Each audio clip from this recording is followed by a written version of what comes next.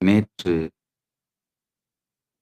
பரமசிவ பரம்பொருளின் செய்தியான நகுரோரதிகம் தத்துவம் நகுரோரதிகம் தபஹ தத்துவஞானாத் பரம் நாஸ்தி தஸ்மை ஸ்ரீ குரவே நமஹ.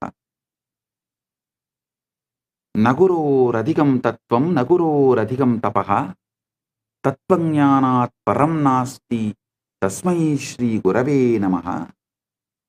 நகுரோரதிகம் நகுரோரதிகம் நகுரோரதிகம் நகுரோரதிகம் சிவசாசனதः சிவசாசனதः சிவசாசனதः சிவசாசனதः.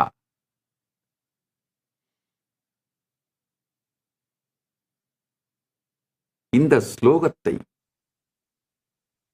10,000 முறை சொல்ல வேண்டும் என்று நினைக்கின்றேன். நகுரோரதிகம் நகுரோரதிகம் நகுரோரதிகம் நகுரோரதிகம் சிவசாசனதः சிவசாசனதः சிவசாசனதः சிவசாசனதः.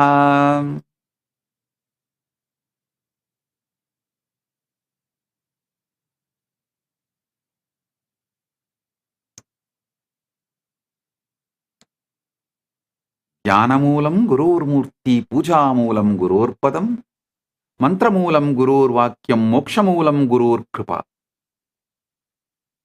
ஆழ்ந்து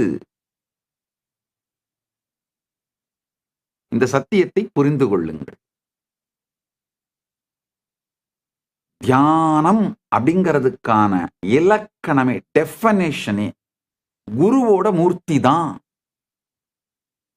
குருவினுடைய வடிவம் தான். பூஜா மூலம், பூஜை அப்படின்னாலே குரு பதத்துக்கு சேவை தான், குரு பதம் தான், குருவுடைய திருவடிகள் தான்.